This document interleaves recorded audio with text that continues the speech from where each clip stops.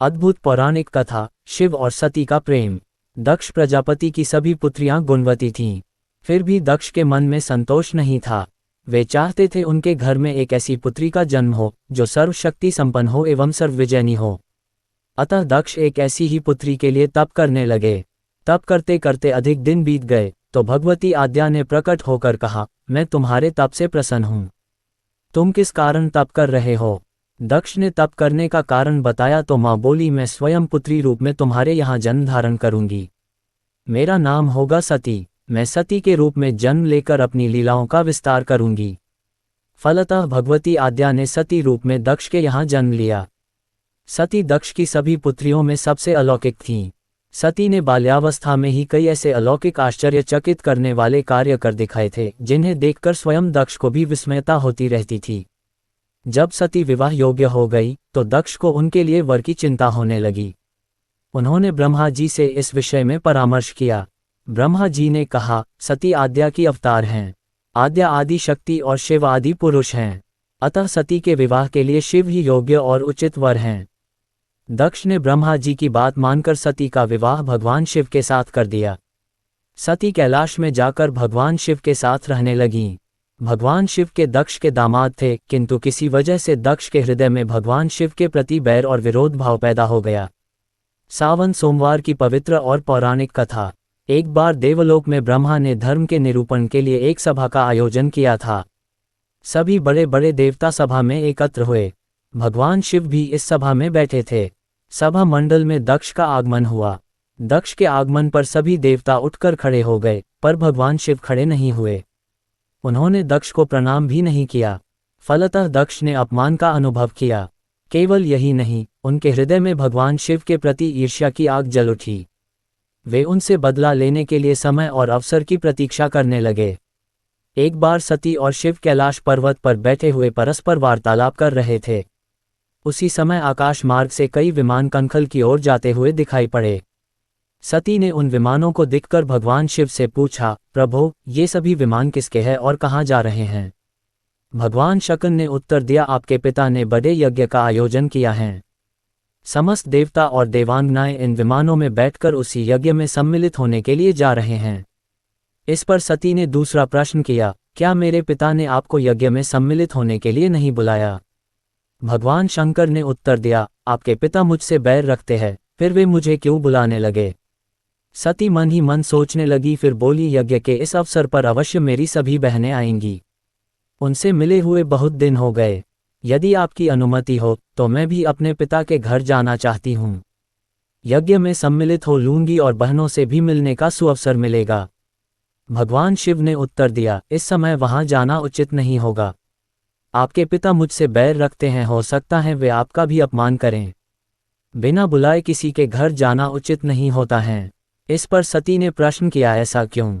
भगवान शिव ने उत्तर दिया, विवाहिता लड़की को बिना बुलाए पिता के घर नहीं जाना चाहिए, क्योंकि विवाह हो जाने पर लड़की अपने पति की हो जाती है।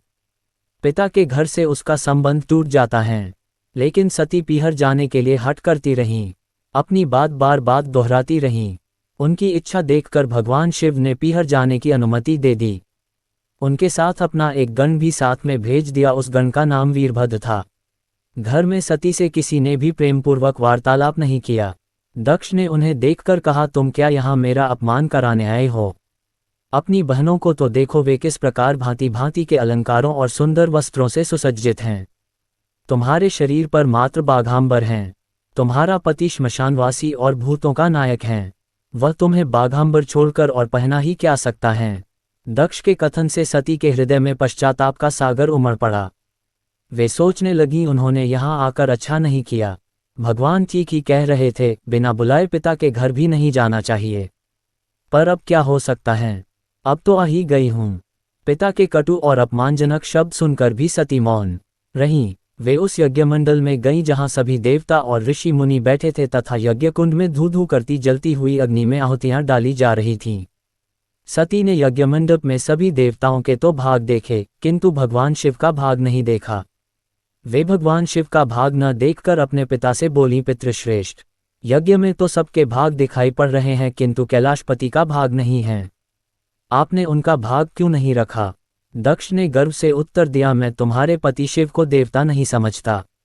वह तो भूतों का स्वामी, नग्न रहने वाला और हड्डियों की माला धारण करने वाला है।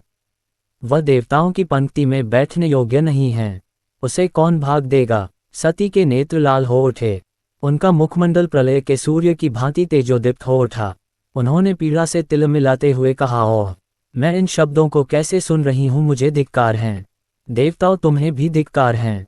तुम भी उन कैलाशपति के लिए इन शब्दों को कैसे सुन रहे हो जो मंगल के प्रतीक हैं और जो क्षण मात्र में संपूर्ण सृष्टि को नष्ट करने की शक्ति रखते हैं। वे मेरे स्वामी हैं। नारी के लिए उसका पति ही स्वर्ग होता है। जो नारी अपने पति के लिए अपमानजनक शब्दों को सुनती है उसे नरक में जाना पड़ता है। पृथ्वी सुनो, आकाश सुनो और देवताओं तुम भी सुनो। मेरे पिता ने मेरे स्वामी का अपमान किया है। मैं अब एक क्षण भी जीवित रहना नहीं चाहती। सती अपने कथन को समाप्त करती हुई यज्ञ के कुंड में कूद पड़ी। जलती हुई आहुतियों के साथ उनका शरीर भी जलने लगा। यज्ञ मंडप में खलबली पैदा हो गई, हाहाकार मच गया।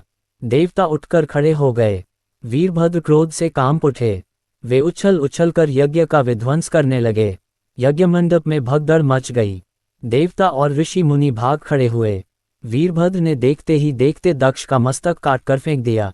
समाचार भगवान शिव के कानों में भी पड़ा। वे प्रचंड आंधी की भांति कनखल जा पहुंचे। सती के जले हुए शरीर को देखकर भगवान शिव ने अपने आप को भूल गए।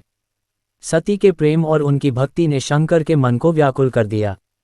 उन शंकर के मन को व्याकुल कर दिया जिन्होंने काम पर भी विजय प्राप्त की थी और जो सारी सृष्टि को नष्ट करने की क्षमता रखते थे।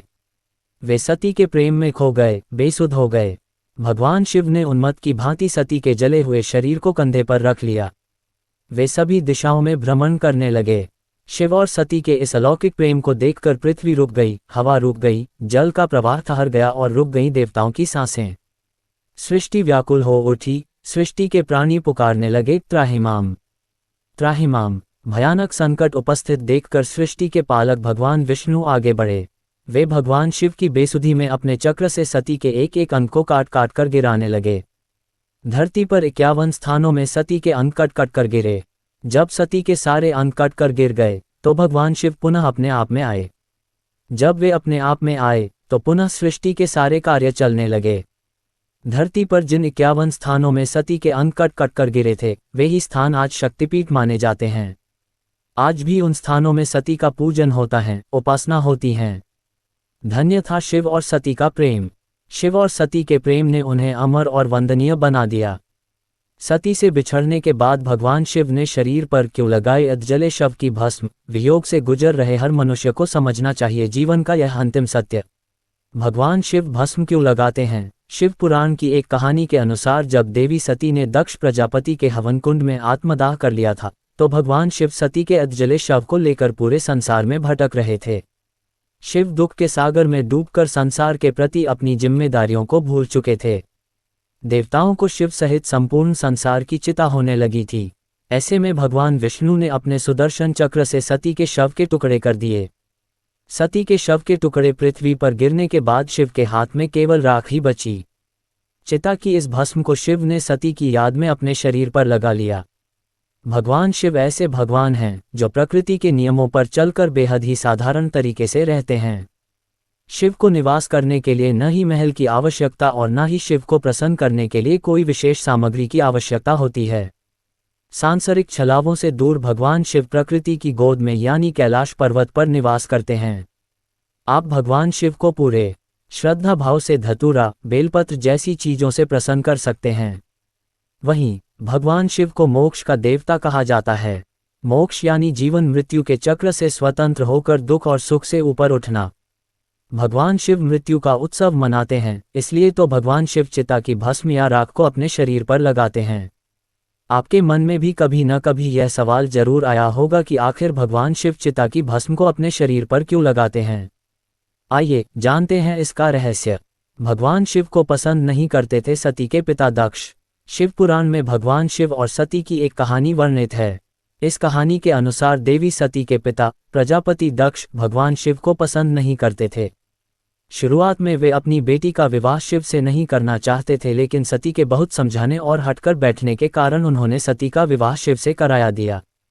शिव सती के विवाह के बाद भी प्रजापति दक्ष शिव के प्रति अपनी नकारात्मक भावनाओं को बदल नहीं पाए।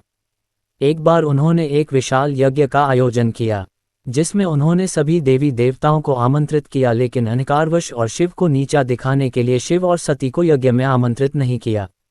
शिव के अपमान से क्रोधित हो गई देवी सती।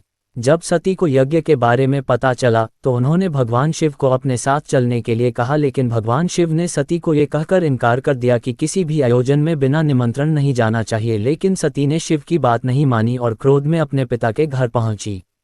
वहां उन्होंने प्रजापति दक्ष से शिव को निमंत्रित न किए जाने का कारण पूछा। सती ने अपने पिता से पूछा कि आखिर उन्हें शिव से इतनी घृणा क्यों है, जिसे सुनकर दक्ष कुछ पल के लिए मौन हो गए। हवन कुंड में बैठकर सती ने कर लिया आत्मदाह। कुछ देर बाद दक्ष ने अपनी चुप्पी तोड़ी और सती की बात सुनकर दक्ष शिव का उपहास करने लगे और उनके विरुद्ध कटु वचन कहने लगे।